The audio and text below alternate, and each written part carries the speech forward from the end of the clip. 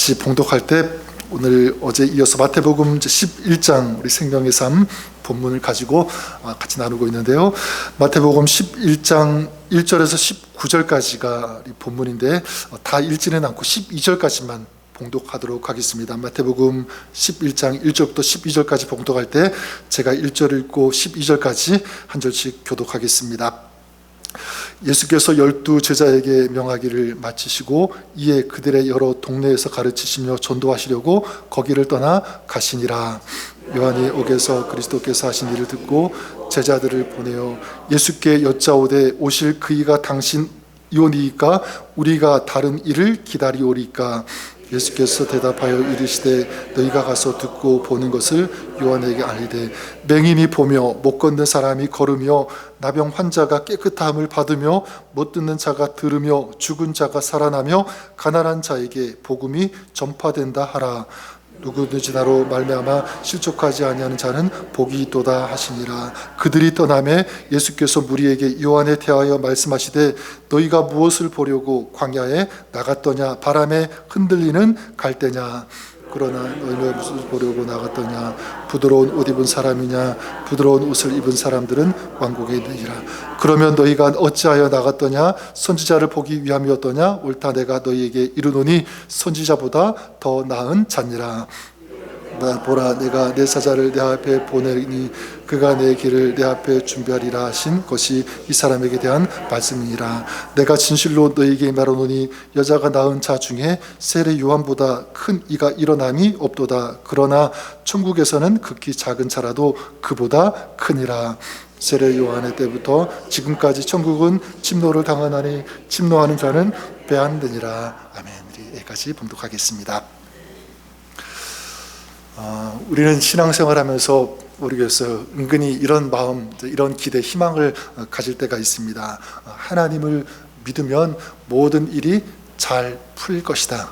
순탄하게 될 것이다. 문제가 없을 것이다. 믿음이 있으면 큰 어떤 갈등 없이도 우리는 잘 살 수 있을 것이다. 그렇게 살다가 천국에 이르게 되지 않겠는가. 이런 마음, 이런 기대, 이런 소망을 가지는 것, 어떻게 보면 그건 틀리지 않을 것입니다. 그런데 우리가 계속 이 마태복음 9장부터죠 계속 보고 있는데 예수님께서는 예수님을 믿고 예수님을 따르는 삶은 어떤지, 그래서 어떤 마음과 어떤 자세를 가지고 예수님을 따라야 하는지 거기에 대해서 쭉 말씀하고 있습니다. 그래서 예수님께서 계속 말씀하시고 강조하시는 것이 무엇이냐면 그거죠.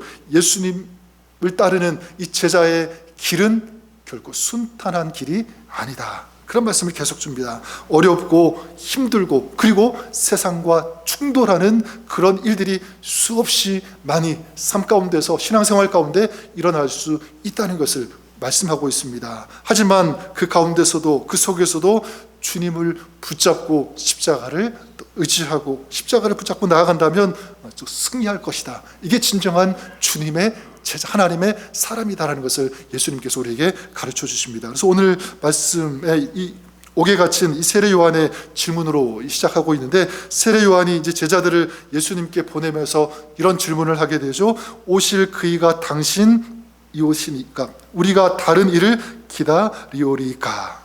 좀 놀랍지 않습니까? 예수님을 향해 세례 요한이 뭐라고 외쳤죠? 보라 세상 죄를 지고 가는 하나님의 어린 양, 이렇게 선포하고 외쳤던 그런 세례 요한인데 여기에 보면 어떻게 보면 조금 예수님에 대해서 좀 의심 어린 그런 어떤 그 마음, 그 시선을 가지고 질문하는 그런 모습을 보게 됩니다. 왜 이런 질문을 할까? 아마도 이 세례 요한도 예수님을 믿지만 또 예수님의 그 오시는 길을 준비하는 그런 사역을 한 사람이지만 예수님을 향한 그 기대와 또 예수님께서 실제 행하시는 그 일, 거기에 약간 어떤 갭이 있었던 것 같아요. 세례 요한이 기대하는 메시아, 아마도 메시아가 오시면 즉시 죄악된 세상을 심판할 것이다. 그리고 이 성령의 불로 그리고 하늘의 그 뜨거운 불로 세상을 깨끗게 할 것이다. 정결케 할 것이다. 심판하실 것이다 라고 하는 어떤 기대를 가지고 있었는지도 모릅니다. 자, 그런데 예수님은 어떻게 하죠? 당장 일어나는 어떤 심판보다 어떤 사역을 하십니까? 치유하시는, 회복케 하시는, 그리고 사람들을 돌이키는 살리는 그런 사역을 계속 해오셨습니다. 그래서 직접적으로 이 죄악을 심판하고 정죄하는 것보다는 긍휼한 마음으로 품고 나아가는 그런 사역, 그리고 높은 자리, 어떤 승리의 자리에 당장 올라가는 것이 아니라 그런 권력을 취하는 것이 아니라 어떻게 하셨습니까? 예수님은 진정한 승리의 길, 거기가 어디죠? 십자가의 길을 걸어가시는, 이게 예수님의 사역 아닙니까? 그래서 5절에 보면 이 세례 요한의 그런 질문에 예수님께서 이렇게 대답하시죠. 맹인이 보며 못 걷는 사람이 걸으며 나병 환자가 깨끗함을 받으며 못 듣는 자가 들으며 죽은 자가 살아나며 가난한 자에게 복음이 전파된다 하라. 네, 우리 삶에도 그런 것 같아요. 우리가 내 삶에 뭔가 예수 믿으면 당장 막 이런 일이 막 일어나겠지, 급격한 그런 변화가 일어나겠지라고 할 수도 있지만, 네, 그러나 예수님께서 우리 가운데 계시고 살아계신 예수님께서 살아계신다면 우리 안에 어떤 역사가 일어나게 되면 맹인이 보며 못 걷는 사람이 걷는, 그리고 질병이 치유되어지며 못 듣는 자가 듣게 되고 죽은 자가 살아나게 되는 이런 역사, 이런 주님께서 이루시는 역사가 오늘 우리 가운데 일어나게 됨을 저는 분명히 믿습니다. 내가 생각하는 방법은 아닐지라도 주님이 살아계시니까, 그렇죠? 주님께서 우리 가운데 역사하시고 동행하시면 내 죽어가는 영혼이 다시 살아나는 그런 진정한 회복, 이런 부흥의 역사가 우리 심령 가운데, 우리 신앙생활 가운데, 우리 가정과 교회 공동체 가운데도 저는 일어나게 될 것을 믿습니다. 주님께서 이루실 것을 믿습니다. 자, 그래요 여러분, 이제 이런 세례 요한의 이 제자들과의 대화를 마무리하시면서 예수님께서 또 어떤 것을 말씀하냐면 하나님의 나라에 대해서 말씀하고 계시는데, 12절에 특별히 12절에 보면 예수님께서 이런 말씀을 하시죠. 세례 요한의 때부터 지금까지 천국은 침노를 당하나니 침노하는 자는 빼앗느니라, 이런 말씀. 여기에 좀 우리가 포커스를 맞추고 말씀을 좀 나누기를 원하는데요. 천국은 침노를 당하나니 침노하는 자들이 어떻게 하느니라? 천국을 빼앗느니라. 침노라고 하는 그런 단어를 사용하십니다. 조금 거친, 좀 과격한 그런 단어라고 할 수가 있는데, 왜 예수님께서 이 침노라고 하는 그런 단어를 사용하셨는가? 네, 그래요. 하나님의 나라는 그냥 가만히 들어갈 수 있는 나라가 아니라 세상의 가치관, 세상의 질서를 깨뜨려야지만 들어올 수 있는 나라가 어디라는 거죠? 하나님의 나라인 것입니다. 침노하다, 비아제타이라고 하는 그런 단어를 사용하고 있는데, 이건 어떤 뜻이냐면 힘을 써서 밀고 들어온다라고 하는, 이게 비아제타이, 침노라고 하는 그런 단어예요. 그리고 어떤 뜻이냐면 적극적으로 결단하고 붙들고 그렇게 나아가는, 이게 바로 비아제타이, 침노하다라는 것입니다. 자, 그러니까 천국은 물론 값없이 주어지는 하나님의 은혜인 것은 맞지만, 그냥 아무 태도로 그냥 가만히 있다고 해서 천국에 들어갈 수 있는 것은 절대로 아니다. 그러니까 천국은요, 관람석에 앉아있는 사람의 것이 결코 아닌 거예요. 어떤 사람의 것입니까? 네, 결단하고 믿고 그렇게 들어가는 그런 사람의 것. 그래서 누가복음 16장 16절에 예수님께서 이렇게 이 말씀을 해석하시는데, 율법과 선지자는 요한의 때까지요, 그 후부터는 하나님 나라의 복음이 전파되어 사람마다 그리로 힘써 들어가니라, 이렇게 말씀하고 있습니다. 그냥 들어간다라고 하지 않고 어떻게 들어가면 힘써 들어가는, 그곳이 어디라고요? 하나님의 나라. 예수님께서 마태복음 7장에도 이렇게 말씀하십니다. 좁은 문으로 들어가라. 생명으로 인도하는 문은 좁고 길이 협착하여 찾는 이가 적음이라. 천국은 어떤 문이죠? 넓은 문인가요? 넓은 문이 아니래요. 좁고 협착한 그런 문이다. 이게 천국으로 들어가는 문. 그러니까 그 좁은 문으로 들어가기 위해서는요, 편하게 들어가지 않습니다. 결단해야 되죠, 그죠? 세상과 타협할 수 없습니다. 어려워도 힘들어도 정말 그 믿음을 끝까지 지키는 그 사람이 어디에 들어갈 수 있는 거죠? 하나님 나라에, 천국에 들어갈 수 있게 되는 줄 믿습니다. 이게 하나님의 나라예요. 그렇다면 여러분, 주님을 믿고 하나님 나라 백성이 된 그 삶도 저는 마찬가지라고 생각합니다. 근데 주님을 따르는 제자의 삶도 그 같은 맥락에서 그렇게 이해할 수가 있습니다. 어떻게 해야 되냐면, 그래 여러분, 정말 우리가 제자의 삶을 살고 싶다면 편안한 길을 걸어가는 것이 아니라, 여러분, 우리는 끊임없이 싸우고 충돌하고 내 영적인 전쟁을 치러야 되는 줄 믿습니다. 세상의 잘못된 가치관, 세상이 잘못 가르쳐주는 그런 방향 거부하는 거예요.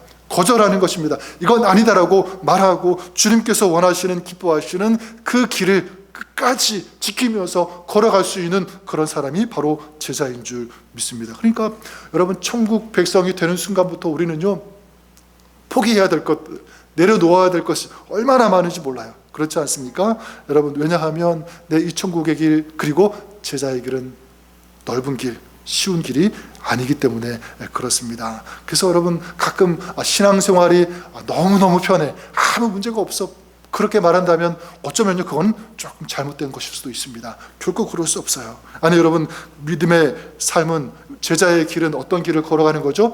십자가의 길을 걸어가는 것인 줄 믿습니다. 십자가의 길을 걸어가는데 어떻게 편하기만 하겠어요? 그렇지 않습니다. 계속적으로 씨름하는, 이게 제자의 길, 계속 영적인 싸움을 치르면서 또 어떤 경우에는요, 계속 결단해야 되는 거예요. 새로운 각오를 하는 거예요. 바로 그것입니다. 신앙생활하는 것, 여러분, 제가 여러분들에게 여쭤볼까요?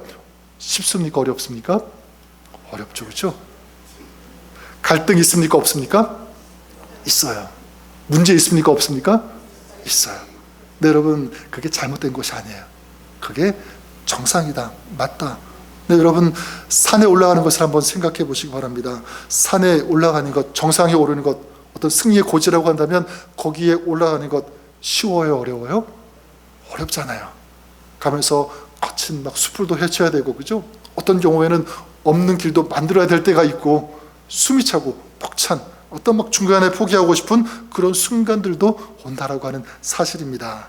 이게 이 제자의 길인 거예요. 그런 맥락에서 저는 믿음도 마찬가지라고 믿습니다. 우리가 어떤 믿음을 가져야 되는가라고 할 때 침노하는 믿음, 이게 우리에게 필요한, 또 우리가 가져야 되는 믿음이 아닐까 생각합니다. 저희 어떤 믿음이 침노하는 믿음일까라고 할 때 몇 가지만 이렇게 말씀드리면, 침노하는 믿음은 능동적인 믿음, 이렇게 말씀드리고 싶습니다. 능동적인 믿음, 그냥 듣고 그냥 지식적으로 머리로만 아는 것이 아니라 말씀을 붙잡고, 하나님의 약속의 말씀을 붙잡고 우리 삶에 그대로 옮기는, 실천하는, 적용하는 그런 믿음이라는 거죠. 그래서 야고보서 1장 22절에 이런 말씀이 있습니다. 너희는 말씀을 행하는 자가 되고 듣기만 하여 자신을 속이는 자가 되지 말라. 듣기만 하는 그런 자가 되지 말라는 거예요. 전 여러분들이 그럴 수 있기를 바랍니다. 그냥 말씀만 듣고 좋다, 그냥 돌아가는 그런 사람이 아니라, 오늘 내가 말씀을 들었다면 이 말씀을 가지고 내가 어떻게 살아야 될지 결단하는 거예요. 마음속에 그려보는 거예요. 그리고 그 말씀을 여러분의 삶의 현장에서 그대로 실천하는, 행동으로 옮기는 그런 믿음, 이게 능동적인 믿음. 전 여러분들의 믿음이 그냥 가만히 듣는 믿음이 아니라 능동적인 믿음, 행동적인 그런 믿음, 적극적인 믿음, 믿음의 소유자가 될 수 있기를 우리 주님의 이름으로 간절히 축원합니다. 또한 침노하는 믿음은요, 타협하지 않는 믿음이라고 할 수가 있습니다. 세상과 신앙 사이에 어떤 부분에 양다리를 거치는, 표현이 맞나 모르겠습니다. 그런 믿음을 가지고 있는 사람들 있을 수가 있습니다. 세상이 좋으면 세상에 있다가 또 그냥 또 주님이 좋으면 주님 왔다 갔다 하는 그런 신앙, 절대로 그런 신앙, 그런 믿음이 되어서는 안 됩니다. 여러분, 우리가 하나님의 나라 백성이 되었다면, 또 주님의 제자가 되었다면, 우리의 삶의 모든 것의 기준은 어디에 둬야 되는 거죠? 세상의 기준, 세상의 방법, 세상의 상식이 아니라 하나님의 말씀인 줄 믿습니다. 하나님이 기준이 되어야 되는 거예요. 내가 이렇게 살아가는 것 하나님께서 기뻐하실까? 이런 상황에서 주님이라면 어떻게 하실까? 계속 생각하면서, 고민하면서 하나님이 원하시는, 그래서 하나님 편에 서서 하나님께서 기뻐하시는 모습으로 살아가시는 저 여러분, 우리가 될 수 있기를 바랍니다. 너희는 먼저 그의 나라와 그의 의를 구하라, 이거예요. 이게 하나님 편에 서서 하나님 기준으로 살아가는 삶의 모습인 줄 믿습니다. 먼저 하나님의 나라를 구하고 그의 뜻, 그의 의를 구하면서 살아가시는 그런 침노하는 믿음, 타협하지 않는 믿음으로 살아가시는 여러분 될 수 있기를 우리 주님의 이름으로 간절히 축원합니다. 또한 침노하는 이 믿음은 어떤 믿음이냐면, 끝까지 주님을 선택하는 믿음, 주님을 붙잡는 그런 믿음인 거예요. 그러니까 우리가 신앙생활하면서 도저히 이해가 되지 않는 그런 일을 만날 때 있잖아요. 힘든 일, 문제 만날 수 있습니다. 또한 문제가 너무 커 보여서 도저히 해결되지 않을 것 같은 그런 일들, 그래서 마음이 힘들고 막 흔들리는 그런 순간들, 여러분 그런 가운데서도 어떻게 해요? 그때 다시 주님을 더 굳건히, 더 세게 붙잡는, 아까 우리 찬양했던 것처럼 더 주님을 사랑하는 그 마음, 그 믿음이 필요한 거예요. 히브리서 10장 39절에 이런 말씀이 있습니다. 우리는 뒤로 물러가 멸망할 자가 아니요 오직 영혼을 구원함에 이르는 믿음을 가진 자니라. 그러니까 어떤 어려운 문제가 있을 때 어떤 사람은 자꾸 뒤로 물러가는 사람이 있습니다. 그 신앙이 자꾸 후퇴하는 그런 사람들이 있어요. 그 마음, 그 열정, 주님을 향한 그 사랑이 자꾸 식어지는 그런 사람이 있는데, 그런 사람이 되지 말라. 그런 멸망할 자가 되지 말고 어떻게 해요? 구원함에 이르는 믿음을 가진 사람은 앞으로 전진하는 사람, 주님을 더 붙잡는 사람, 주님을 더 의지하는, 신뢰하는 그런 사람인 줄 믿습니다. 저는 그런 의미에서 여러분들을 축복합니다. 그냥 신앙, 구경하는 신앙이 아니라 여러분 천국을 침노하는 이 믿음을 가지고 살아가시는 그런 신앙의 사람 될 수 있기를 주님의 이름으로 축복합니다. 침노하는 이 믿음을 가지고 또 주님을 따르는 그런 진정한 주님의 제자가 되는 여러분 될 수 있기를 바랍니다. 자, 그러면 마지막으로 오늘 이 천국은 침노하는 자의 것이라고 하는 12절 말씀을 구체적으로 우리가 그러면 어떻게 적용할 수 있는가? 몇 가지만 말씀드리면 전 이렇게 했으면 좋겠습니다. 우선은요, 우선 순위를 다시 한번 재점검하고 정하는 것 중요합니다. 그래서 나는 언제 예배하는가? 나는 언제 기도하는가? 나는 언제 주를 위해 섬기는가? 점검해보는 거예요. 시간이 남아서, 할 일이 없어서, 그래서 예배하고 기도하고 섬기는, 이거는 우선순위가 아니죠. 어떤 일이 있어도 아무리 바빠도 먼저 기도할 것이다, 먼저 예배할 것이다, 주님이 먼저다. 이 신앙, 이 가치관, 자, 이것 순종도 마찬가지죠. 그냥 내가 손해가 되지 않으면 순종하고, 좀 손해가 될 것 같으면 난 순종 안 해. 그게 아니라 내 어려워도, 좀 힘들어도, 그리고 손해가 된다라고 할지라도 이게 하나님의 영광이 되고 주님께서 기뻐하시는 것이라고 한다면, 이게 진리라고 한다면 거기에 내 자신을 드릴 수 있는, 헌신할 수 있는, 순종할 수 있는 그런 사람.